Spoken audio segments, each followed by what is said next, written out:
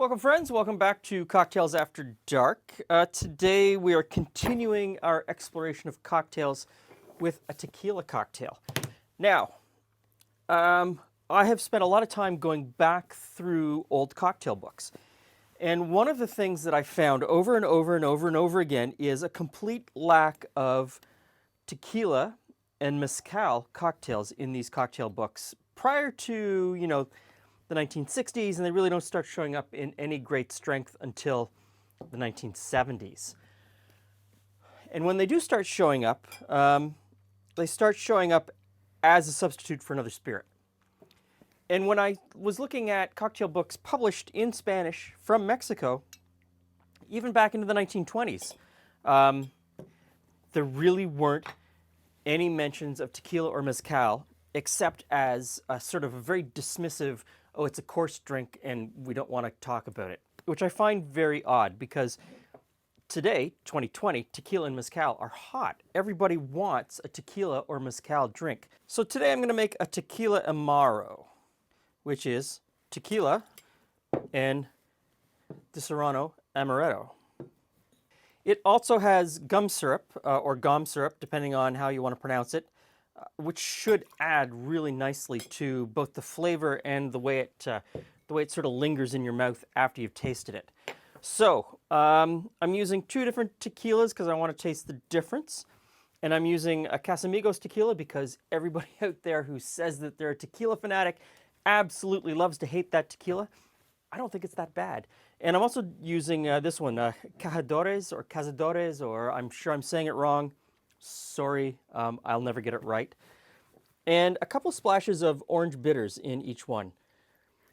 And then give these a stir. We've built this in a glass with a nice big clear ice cube.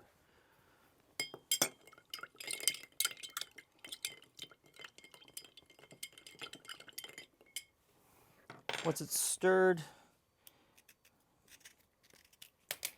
little piece of orange over the top, spritz it on, rim the glass, and stick it in.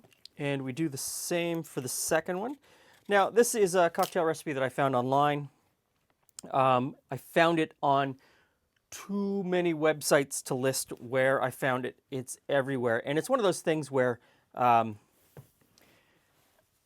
most of the websites are just cut and paste the same recipe, and they've cut and pasted the same recipe with the same spelling mistakes. So shame on you. And there you have it, the Tequila Amaro cocktail. Two ways, two different tequilas.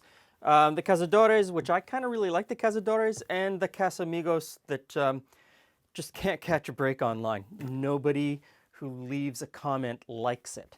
So let's give it a shot. Right up front, orange on the nose, obviously from the orange that I've used. You get an undertone, the sweetness of the Disaronno or the Amaretto. And that's about it on the nose.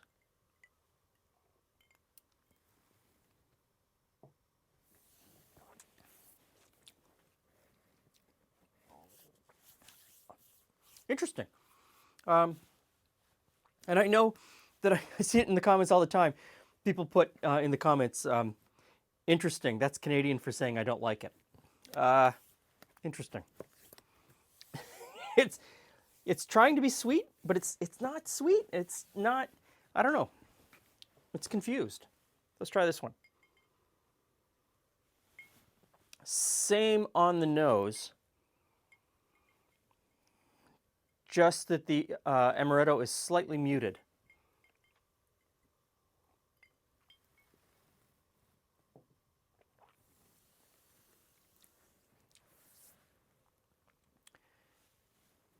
Okay.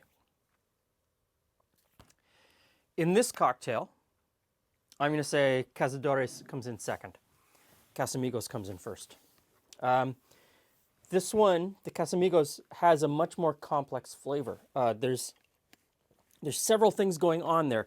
You get a little bit of the sweetness, you get the Amaretto, you get the orange, you get a little tiny bit of smokiness from the tequila because it is a slightly smoky tequila. And when I say slightly, I mean slightly smoky tequila. It's so slight that you wouldn't notice it in a lot of other cocktails. But in this one, that flavor sort of comes through a little bit, and it helps bring the whole thing up. It lifts it. It's pronounced a little bit more.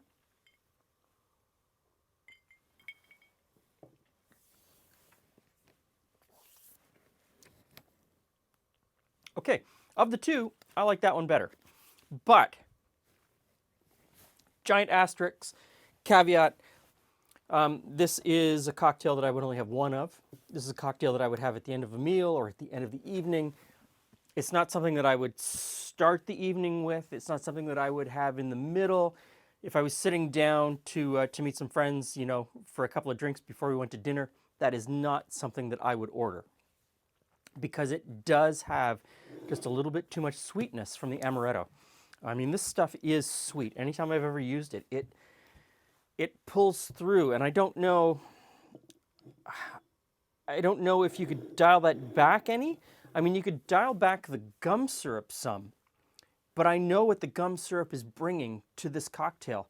It's holding the flavor in my mouth and letting it linger so that you can taste it for a longer period of time. So it just doesn't wash away. It's still in there. I would say this is one that you could definitely play with. I think for me, this would be an end of the night cocktail, or kind of a wintertime, you're bombing around on the snowmobile, you come back to the cottage, you sit in front of the fireplace, and you have one of these, and you just sort of relax a little bit. Thanks for stopping by. See you again soon.